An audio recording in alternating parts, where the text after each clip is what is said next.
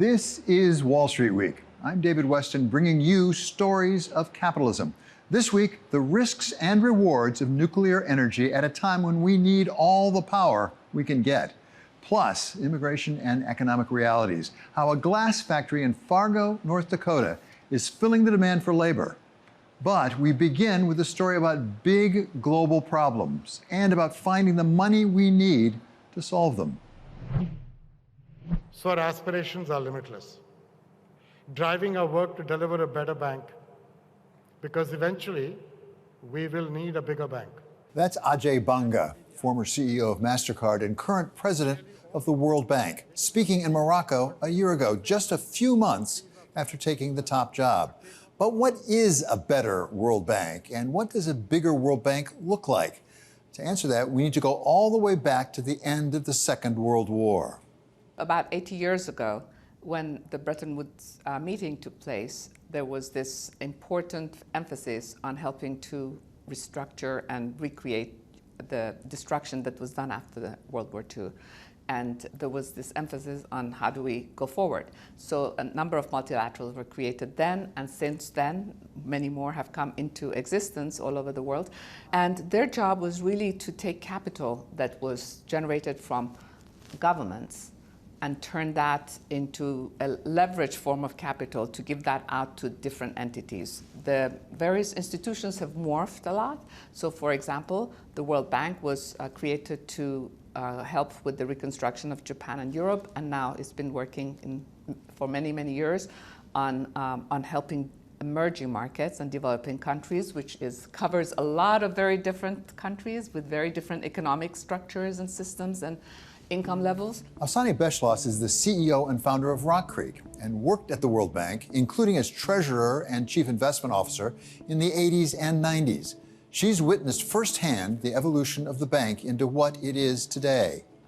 Obviously, emerging markets cover all the way from China, which is a huge economy, to small countries like Peru or Sierra Leone. So vast spans with very, very different economics, populations, education levels, culture, etc. So what you mean by development is really bringing education, health, other social sector development needs to these countries, but also helping build their bridges, their dams, their clean energy infrastructure, and communications, and also their financial system. So, for example, helping to develop fintech in Latin America. So it's a very big range of things that the development institutions work with. Well, the multilateral banks, which include the World Bank, the African Development Bank, but also the International Monetary Fund, have significant financial capability to address exactly this type of debt crisis in low-income economies. In fact, that's basically why they were created, was to help reconstruct the world after World War II and give developing countries a chance to grow their economies so they could become safe and productive trading partners with the United States and our allies. And so right now, we believe that those institutions have to really step up their efforts to provide debt relief, to provide long-term, stable, and low-cost capital for the public sector economies of these countries, and to actually finance the global public goods, including the fight against climate change, in economies that simply have no fiscal space to make those investments on their own. The World Bank's total disbursements have risen every year since 2019 at a rate outpacing global economic growth. But that doesn't take into account repayments to the bank, and they haven't necessarily kept up with the growing needs of lower and middle-income countries. If they're to get to anything as big as Ajay Banga is hoping for, he says they'll need to turn to the private market. The only way this is going to work is by getting private sector capital, private sector innovation, ingenuity, technology, their people, their ambition, to make return on their capital, but to come to the party where it's possible, where there is a good business model.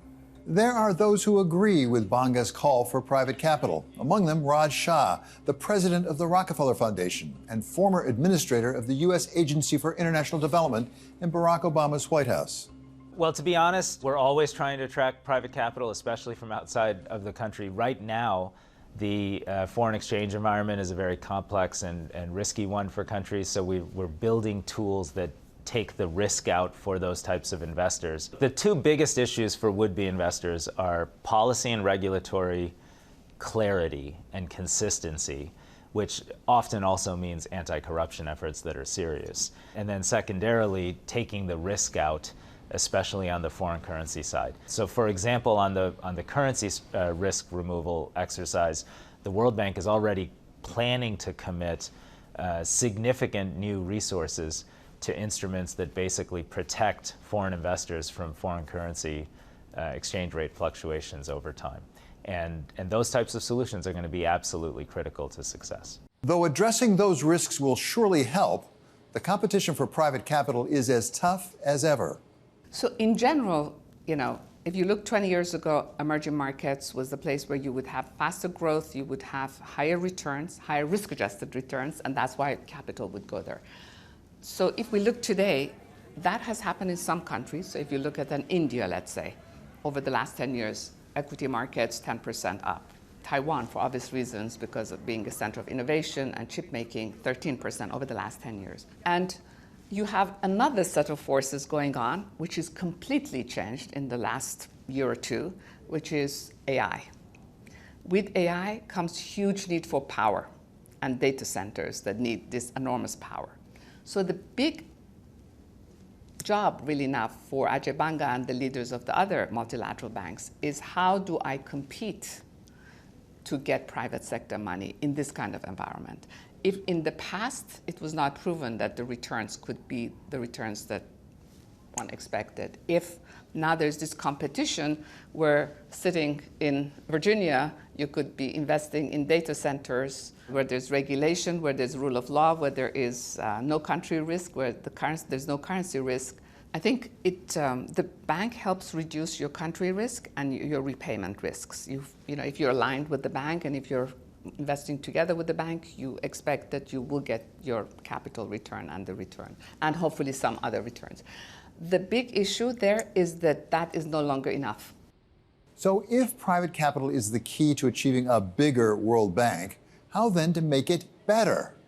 Beshla says part of the problem to date has been getting money into the right hands. Obviously, there have been a lot of studies on how to help generate more money for the World Bank, but it's a really great question, David, because as we sit here today, World Bank actual disbursements in the last few years has been anything between 10 billion and 20 billion. I don't think that's anywhere close to what we were just talking about, because these countries literally need trillions. So this is net disbursements after they've repaid their debt to the World Bank. So you do need a lot more. So the question is, within its existing capital structure, the World Bank could be giving much more. But if it starts getting closer to a certain level, it does need to have more capital. So it's a chicken and egg where you do need more resources, but you need to start using your existing ability to generate loans and guarantees. One place to start could be the need for speed. Currently, disbursements take an average of 27 months from the time the bank gets a loan request to when the money shows up, a time frame that Banga says is unacceptable. We tell communities to wait patiently while their children grow, while poverty deepens, while untreated illnesses worsen, and the worn path to clean water is packed harder every step. Sometimes 10 years before the first benefits are felt. That is a lifetime. We have to do better. There is precious time we can save. We have the entire process in our crosshairs. You know the culture of the World Bank, having worked there in a senior role. And as they say, culture eats strategy for lunch. Yes. Ajay Banga came in saying, I want to make the bank better before we make it bigger. There are those who say he has made some progress. Absolutely. That he's expedited some things. It takes less time to get some things decided upon. Has it made progress? I think that he definitely has made some progress. If you talk to people in the bank, it depends on who you talk to, you'll get different stories. But one of the two things that do need to still happen is really this culture of urgency. Because at the end of the day, you're there to serve the countries that have these big needs. That's your job. You're the fireman. So you have to be much faster on your feet to get things done. Getting things done is at the heart of the project we turn to next, on the ground in Nigeria. over 680 million unelectrified Africans. If we just stop at Iponu market or a couple of those markets, we have not addressed the challenge. Scale is incredibly important in order to address the continent challenges. It's not whether it can or can't be done. It must be done. The need to get things done, the need to get them done now, and how we hold ourselves accountable if we don't. That's next on Wall Street Week. The need around the world is great. The need is urgent.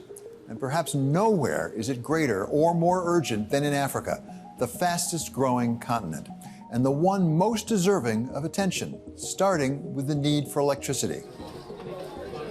Nestled in the heart of Lagos, Nigeria, lies Iponri Market, selling everything from food to art. At ground level, it looks like any other Nigerian market. But from above, the market's roof is covered with hundreds of solar panels. We believe that this is the best chance to make the biggest difference in electrification in Africa. This is Mission 300, a project spearheaded by the World Bank and the Rockefeller Foundation to deliver electricity to 300 million Africans by 2030. It's an ambitious project. Currently, 600 million Africans live without access to electricity. And with the African population expected to triple by 2100, it's a task that's going to get only more challenging with time. We've motivated the banks to provide real money. The World Bank and the African Development Bank together have committed $30 billion to this task. Capital they have and can deploy against this task if countries agree. And we're mobilizing the 15 countries that are leading this effort in Africa. Will all be present in Tanzania at the end of January, signing compacts that commit their resources, their policy reforms, and their anti-corruption efforts to make this possible.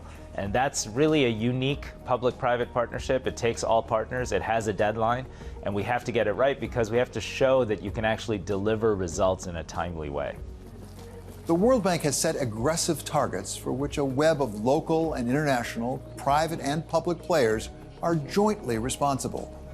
I think accountability is at the heart of what we're doing. We're using philanthropic capital, we're using public funds to address a major challenge, a challenge that is specific to Africa but impacts the world.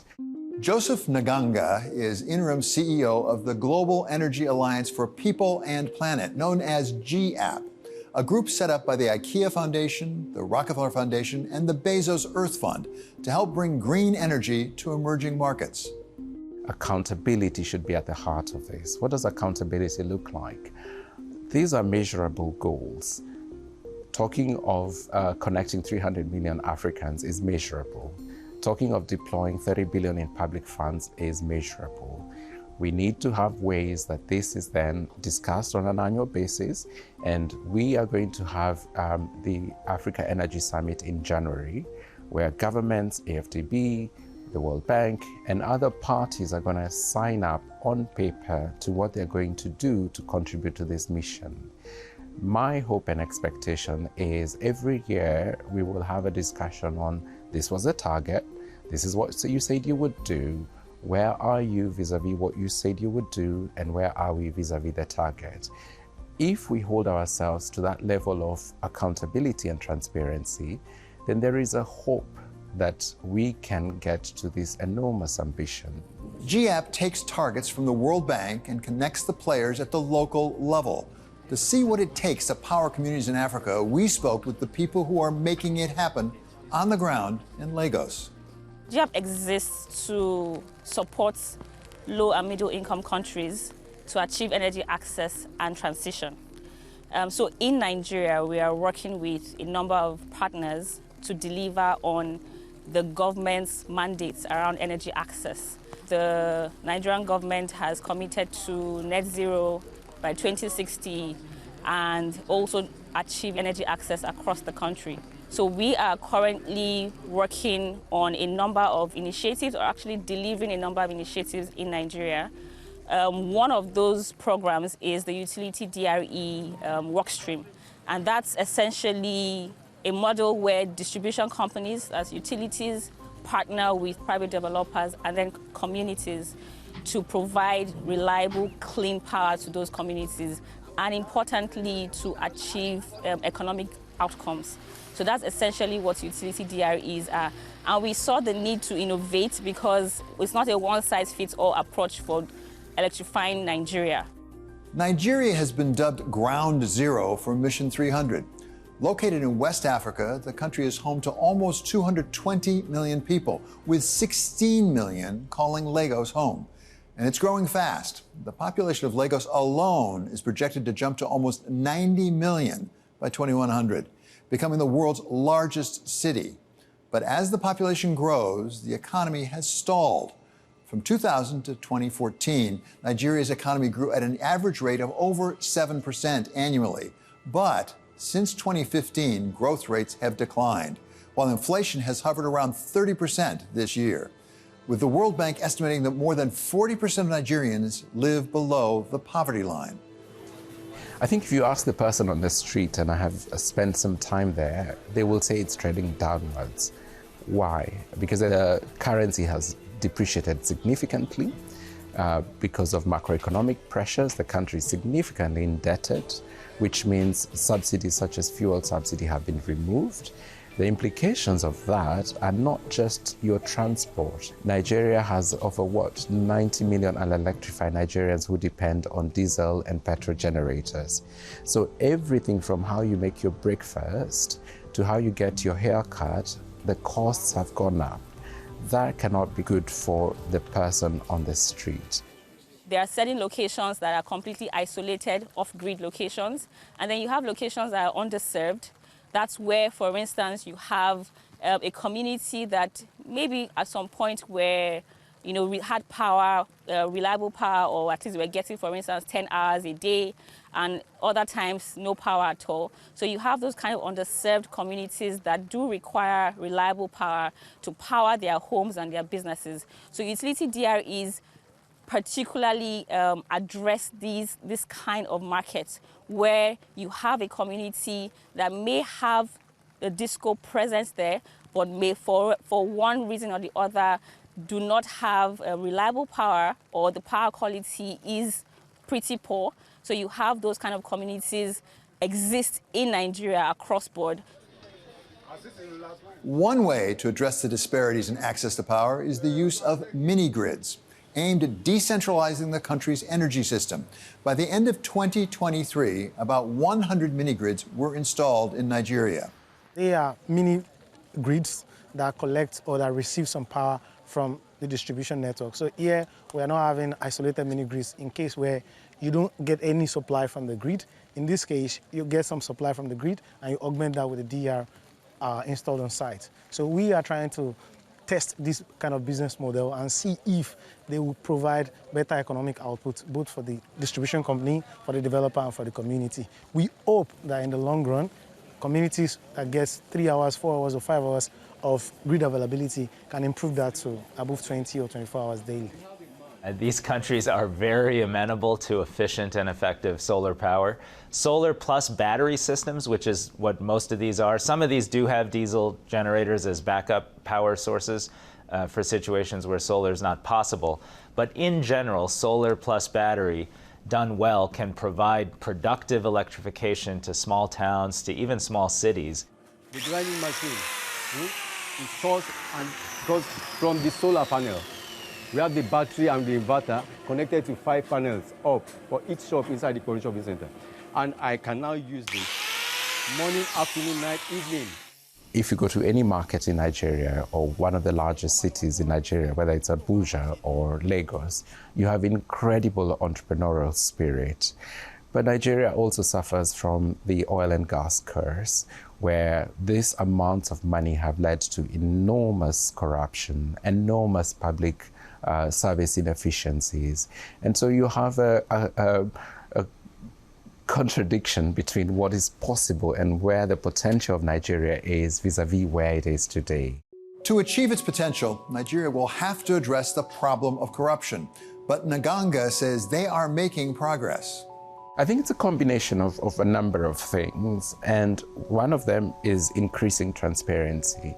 Today, with technology and data access, it is almost impossible to not have information about corruption deals disseminate across the population.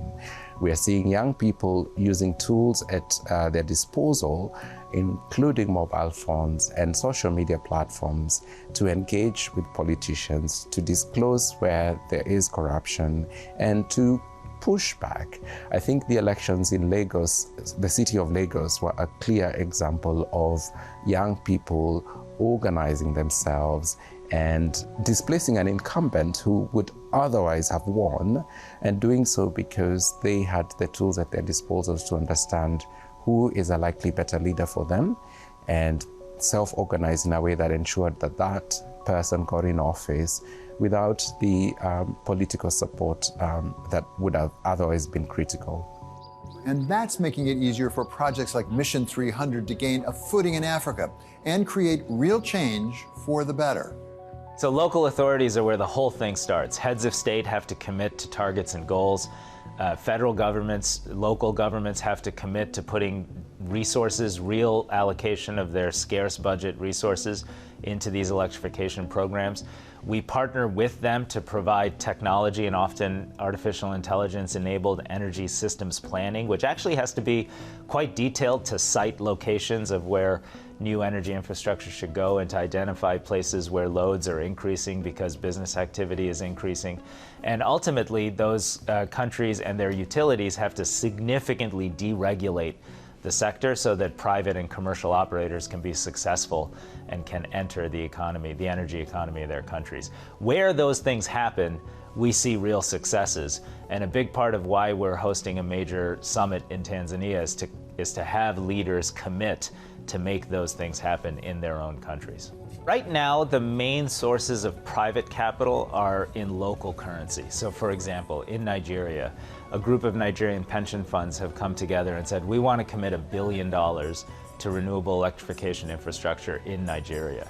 Local commercial banks across many of our partner countries are another source of capital. And when you mix their capital with first loss money that Rockefeller can provide or that come through other partners of ours through the Global Energy Alliance for People and Planet, which is a collection of philanthropies, developers, and private investors, that's how you get the real private capital into the project. Our overall estimates that come largely from the World Bank indicate that while we'll need about $30 billion of public finance and support for this effort, we'll need somewhere around $45 to $60 billion of domestic private capital in order to support the build out of this infrastructure. And so that's what we're going after between now and 2030. It takes all partners, it has a deadline, and we have to get it right because we have to show that you can actually deliver results in a timely way. 2030 is not far away. The need is profound. The goals of institutions like the World Bank and the Rockefeller Foundation are clear, but there's a long way between strategy and execution. For that execution, Africa will need more than good and sincere intentions. It will need everyone to be held accountable. The whole world is watching and ultimately responsible. Next on Wall Street Week, how and why North Dakota is embracing immigrants for the sake of its economy.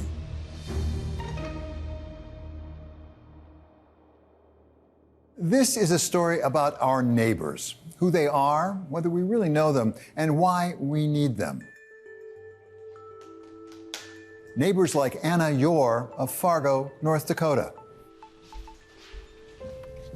You can work in thermal glass without no experience, without no English. Good for an immigrant and anyone who needs a job. My job is machine technician.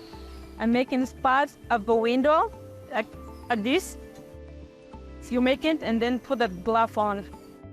Yore moved from South Sudan to the city of Fargo 14 years ago, seeking a better life. In 2013, she started working at Cardinal Glass and has been an employee there ever since. Many immigrants. We work like a family, and friend, and teamwork. And we help, we support each other. So here in Fargo, we have 347 teammates. About 70% of our team is comprised of people born outside of the United States.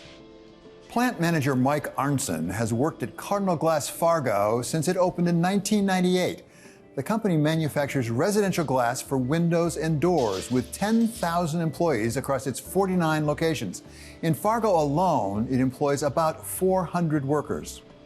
What we want to do is attract and hire the most qualified, the best qualified teammates that we can attract. And it just so happens that a lot of those folks that we're attracting happen to be immigrants. And we're more than happy to have them here. According to the Bureau of Labor Statistics, North Dakota has the worst worker shortage in America, with only 30 workers for every 100 available jobs. That's well below the national average of 95 workers for every 100 jobs.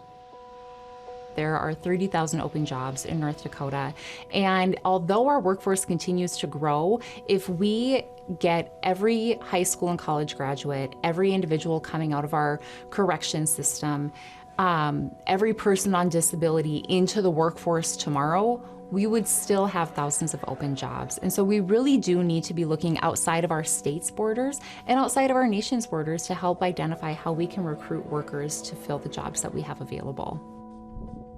Katie Ralston-Howe is director of North Dakota's Workforce Division, overseeing the newly created Office of Legal Immigration. Their goal? To bring together immigrants seeking employment and companies that need workers. With the political climate that we're in, immigration has become a really hot topic. And when we talk about the work that we're doing through the Office of Legal Immigration, a lot of times the conversation does go to conversations around the border or illegal immigration, and that's really not what we're doing. Really, our focus is proactively identifying appropriate pathways and programs that we can utilize to help fill jobs in North Dakota. Employers have been responding really well. There's a ton of enthusiasm around the work that we're doing. Communities are responding well too. And so we've been able to really work with those who are already working in this space. North Dakota may be the extreme case, but its shortage of workers can be seen in various forms across the country. According to the U.S. Chamber of Commerce, labor shortages affect just about every industry in nearly every state. Although shortages have become less significant over the past 2 years, the latest national data show that we still have over 8 million job openings in the U.S. and fewer than 7 million people looking for those jobs. Pia Oranius is a labor economist with the Dallas Federal Reserve. Her research focuses on regional economic growth and demographic change. There are areas of the country, especially the more rural states, where there's a great need for workers, but at the same time, their populations are stagnant or declining. And so they have a tremendous need for workers. And of course, if you had a good policy, immigrants would be one of the best ways to funnel workers to those regions. As the overall size of the U.S. workforce has grown, the proportion of immigrants in that workforce has grown as well, going from just over 15% back in 2010 to over 19% today. That's some 33 million people. The construction industry had the highest share of immigrant workers in 2022, an estimated 3.3 million people, or 11.7% of all immigrant employment. In comparison, there were just over 8 million native-born workers in construction in 2022, representing 6.2% of all native-born employment. We're in a demographic fall. We know that slowly but surely, we're seeing the baby boomers retire, the aging of the U.S. labor force, the declining birth rates, and we know that labor shortages are not just a cyclical matter, they're actually a structural matter for the U.S. economy. And if you look out 10 years or so, we're actually looking at a point in time where the U.S.-born workforce will begin to decline. In fact, we will have no growth in the workforce without immigration. We've been very lucky in the U.S. that immigrants have wanted to come to this country. And they've contributed labor supply in terms of their contributions to the economy. This labor supply has boosted growth. They've also tended to come in the areas of the economy where we have relative scarcity, where we need workers. And so whether it's on the high skill end of the distribution or the low skill end of the distribution, we tend to bring in workers where there's fewer American workers. And so immigrants are really complementing that U.S. labor force. this has really been key to rounding out the economy, addressing needs in different sectors. And so definitely mostly sectors on more of the low to medium skilled end, because obviously it takes immigrants a while to learn the language, to get the skill set and the networks to sort of move up the job ladder in the US economy.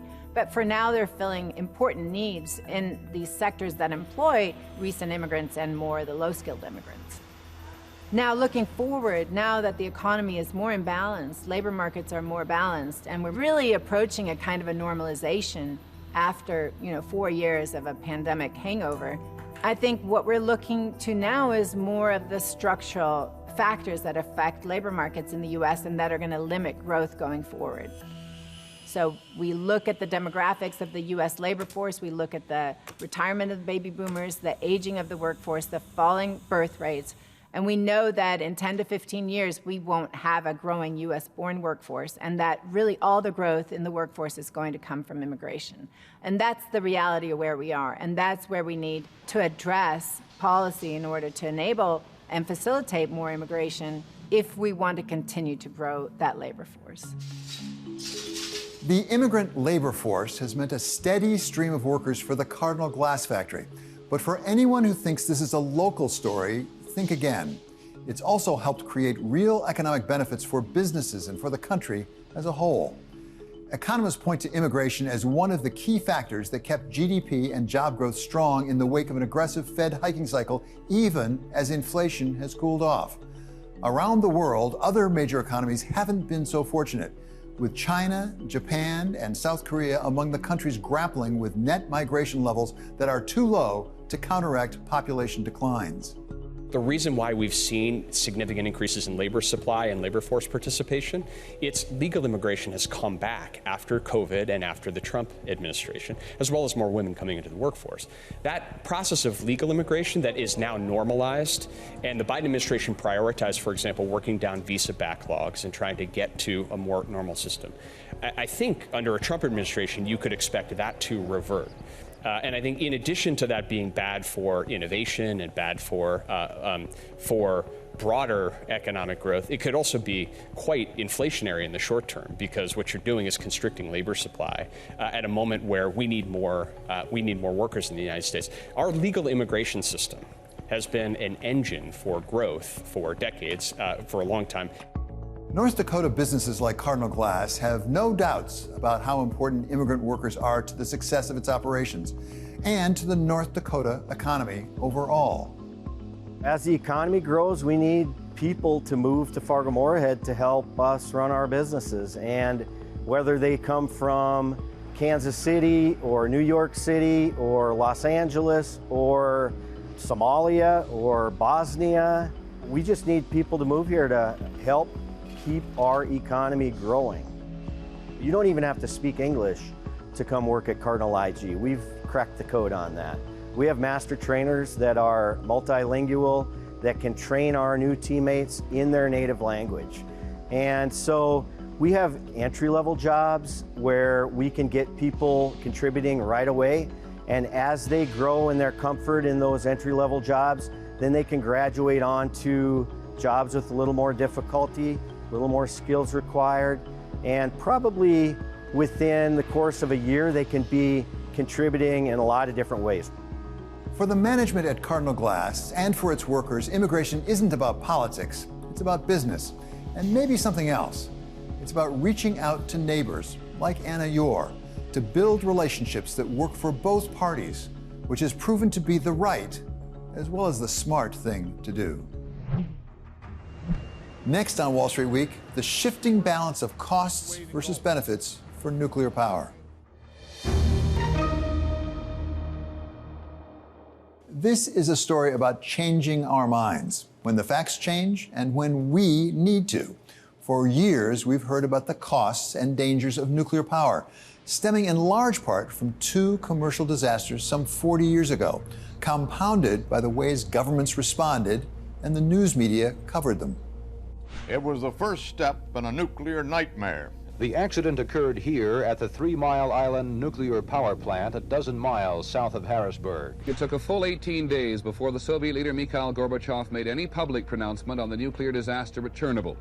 Today on Soviet television, Mr. Gorbachev said the accident has deeply affected the Soviet people. Engineers are fighting to contain the damage to this nuclear facility in Japan, warning that one of the reactors could melt down. But today, the need for more and cleaner energy is changing the cost-benefit equation.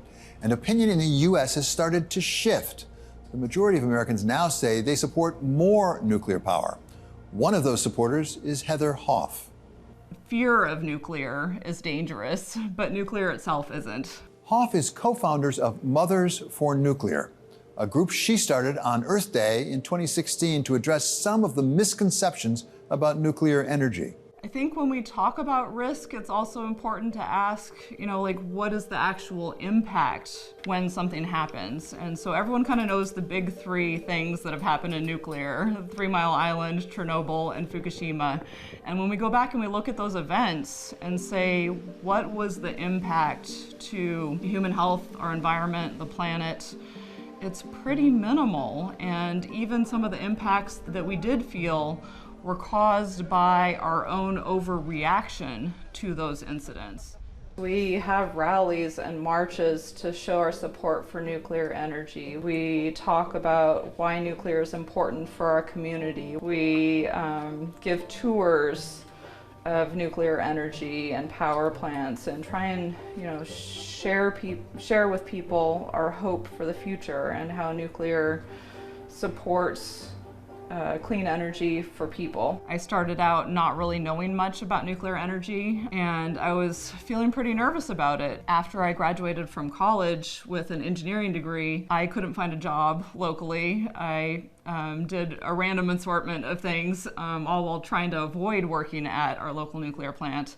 But eventually said, maybe I can get curious and ask some questions and learn a little more about it. So I took a job in operations at the plant, and my conclusion after about 6 years of doing this was that nuclear is amazing. Yeah, I think safety is a little bit of a tricky word, and maybe we need to talk about it differently, more in terms of risk.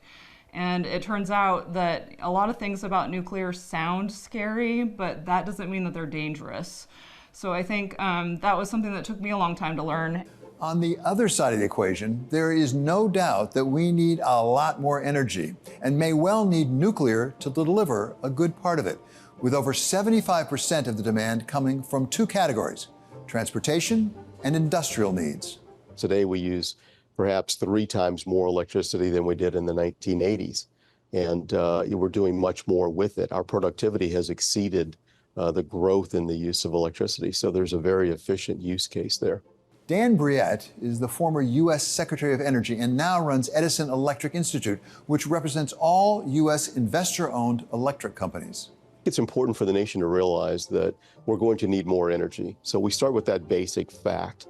As the economy grows, as populations grow, we're going to need more energy. It's what drives our economy. As I like to say often, energy generally makes up roughly 5% of the nation's gross domestic product, or GDP. There's also a reindustrialization that's occurring here in America. Manufacturing is coming back to the United States. Heavy industry is looking to use electricity to help them decarbonize or help them meet emissions goals or environmental goals. It's really, really important that we address that demand in a way that's going to allow the economy to grow, allow us to continue our competitive edge. Today, if you use artificial intelligence to do a Google search, you're using approximately 10 times more electricity than you would if you had used a different type of search, or a search that's, from an engine perhaps 5 or 6 years ago. All of these demands are coming to the grid. Nuclear is so dense that it can actually help meet that in a very, very environmentally responsible way.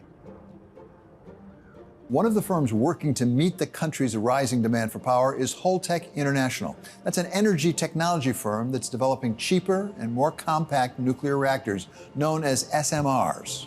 Small modular reactors have been around since the 50s and 60s. They were created by the Navy.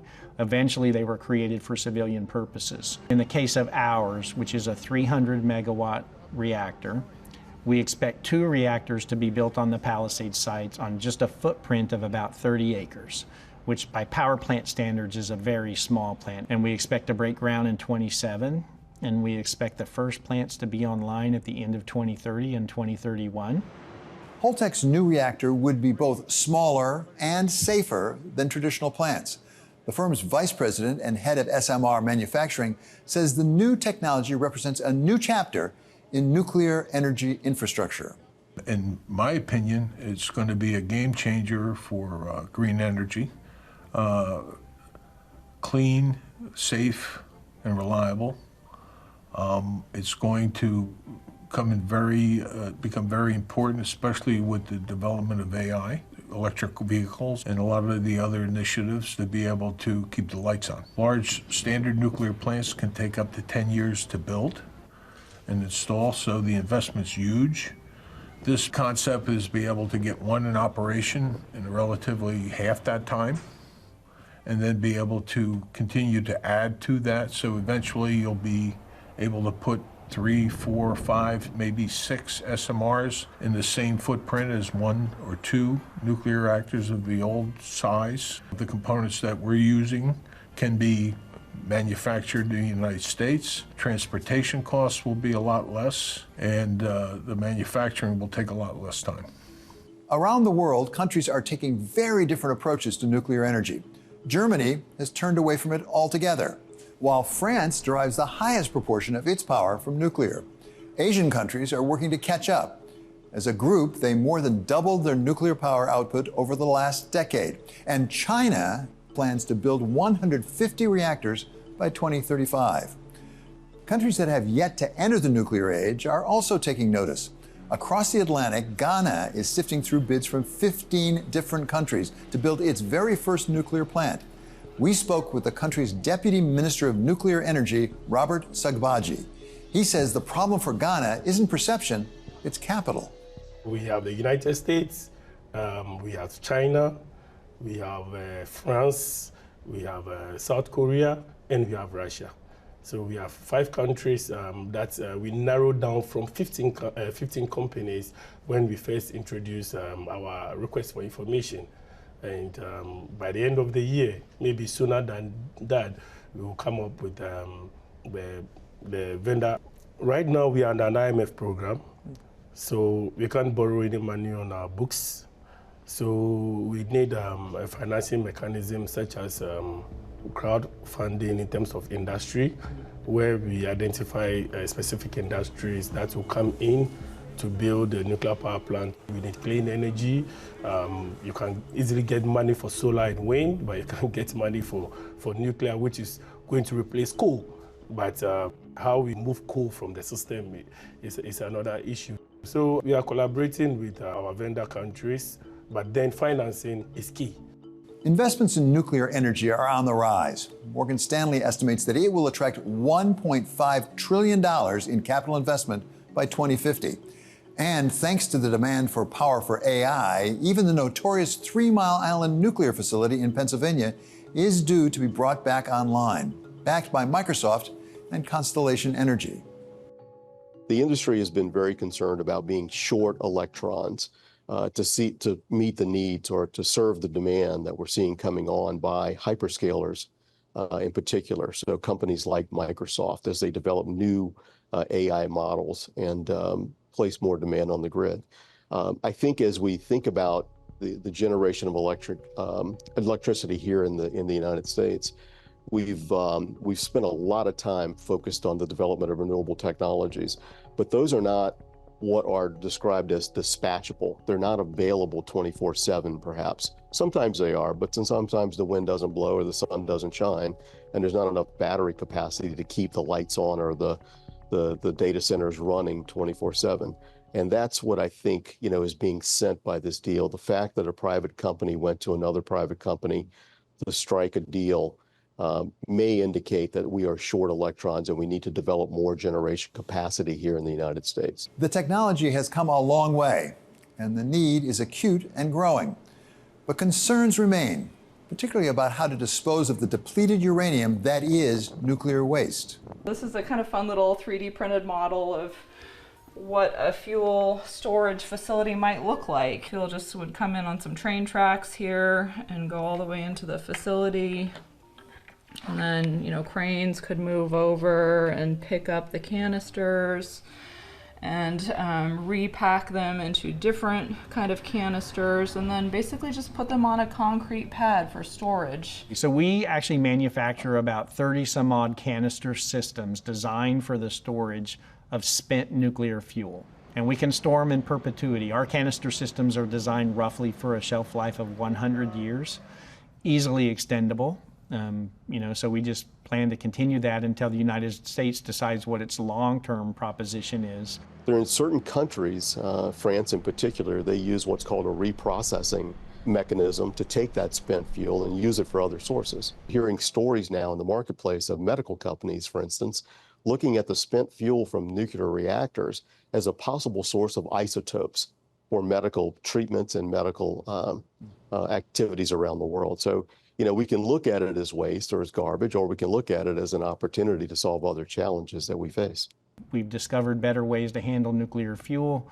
We've discovered that the waste stream is actually much smaller than people think. In fact, when you look at the entire waste stream of the United States, it would fit on 2 football fields, right? And that's 50 plus years of operation. Are there risks in pursuing a more aggressive nuclear power strategy? Certainly, as there are risks in whatever path we take to supply the enormous power needs we're facing around the world. The question is not whether there are risks, but what are the alternatives? And are they more risky or less? The biggest risk of nuclear is not using it. I really am all in for this technology. I don't think there are any significant issues that should be in our way. And as for changing our minds, Kelly Trice has seen it happen in members of the next generation seeking answers about both the climate's future and their own. It's kind of amazing, actually, and I knew that it had changed. A few weeks ago, I got a call from some high school kids, and they wanted to interview me for a school project because they were considering nuclear engineering as a field of the future that they wanted to be in. That told me a lot about how the population had changed. It looks like nuclear is coming. The question is not whether, but how. Next on Wall Street Week, how the non-nuclear Ghana plans to join the club. Ghana says it needs nuclear energy to meet its needs for stable energy. Our Bloomberg News colleague from Johannesburg, Jennifer Zabazaja, asked Ghana's Deputy Minister of Energy what stands in the country's way. With respect to Ghana, I don't see the challenge except financing.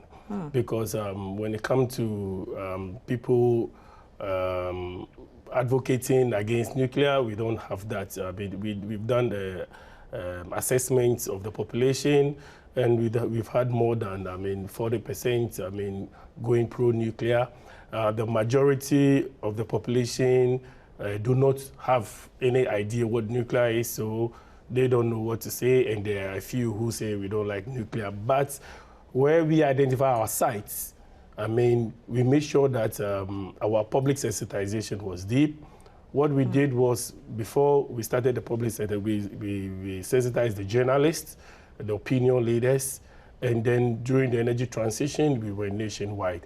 When you go to the locations where we have our prospective sites for the nuclear power plants, the indigenes and opinion leaders actually are advocating for it to come and build it.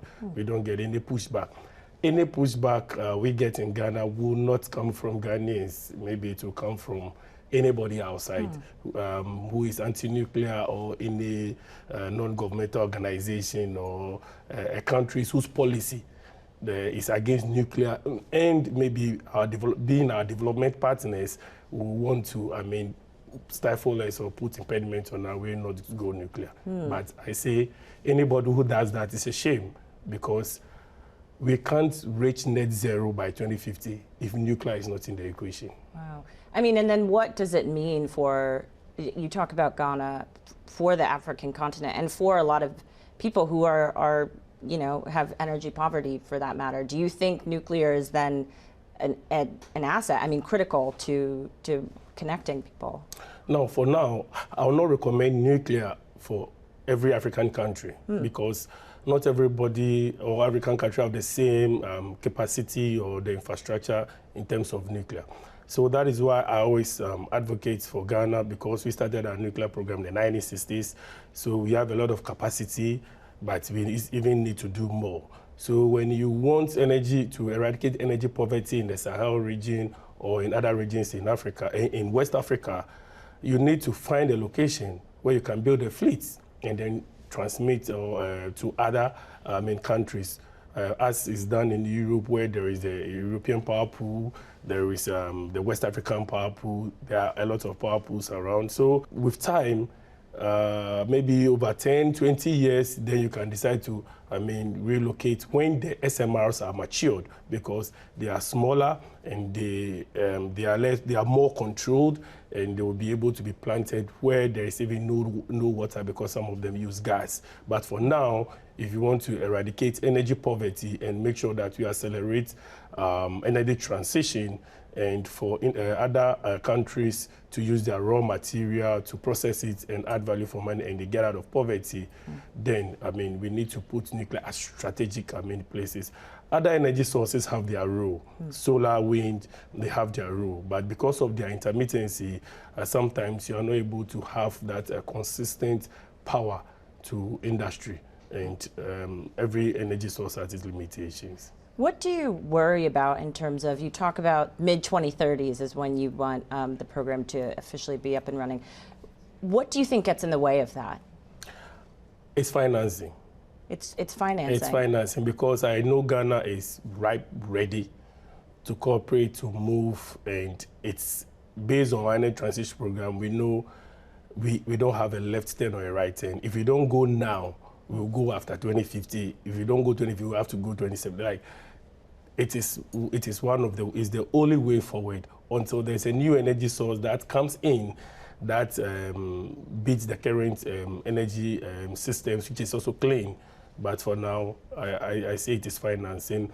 There is a concept on the International Bank for Nuclear Infrastructure, IBNI, which is to come, but I know it will mature maybe in the next 5-6 years.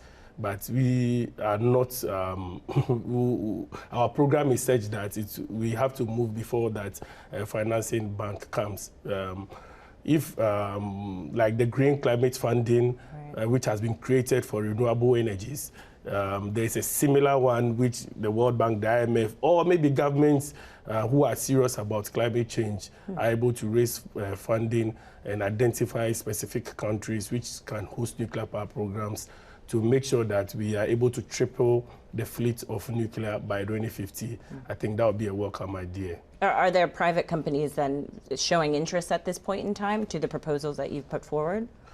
Some, yes, come in, but then not flexible financing, because they come in, they want to put in and take back quickly. And that means that if you use that to build your nuclear power plant, and you want to get the money out within 8 to 10 years, then your tariff has to go up. It defeats the purpose of providing nuclear to give cheap power, because you promise industry, I'm building nuclear to give you cheap power so that you become profitable. We have about 90 million tons of bauxite in Ghana, where we are exporting it raw. We have a smelter which is is deficient, it's not operating at its full capacity. We are yet to establish a bauxite refinery. We want to close that bauxite loop so that we are able to refine and then also smelt. And that needs a lot of energy. And this is not happening because of the cost of energy. We discovered lithium is being mined, but then the law is saying that we have to refine the lithium and also process it into its final product to add value. So all these raw materials are there. And in this new age, we want to move away from raw exporting and also add what they call value to it. So. Right. And give us a sense of why you think it's so important for Ghana and other countries that are working on their own nuclear programs to implement them now, because it's you're saying that time is of the essence, right? But why? Why is that? If Africa or if the world does not push for this to happen, or for us to embrace nuclear or have a nuclear program in the various regions, Africa will be the next frontier for pollution. So the new topic will be, we are decarbonizing Africa, not decarbonizing the world. We don't want to get there. So the first thing I advocated was for, let's stop the exports or the importation of fossil fuel cars into Ghana, because people don't want to have stranded assets. So the countries have set their limit that we are going electric vehicle by 2025. So they are getting rid of their fossil fuel, exporting all of them to Africa. So if we don't put policies in place to stop this, then the continent becomes the next polluting ground. Now we have the African Free Trade Area. If this free trade area grows and we start trading among ourselves, and we get used to using the fossil fuel, and we know we have abundance of the fossil fuel, it will be very difficult to decarbonize the continent. Because no matter the sanctions that will come or the taxes that will come on exporting our product, we will be trading among ourselves. So nothing will change.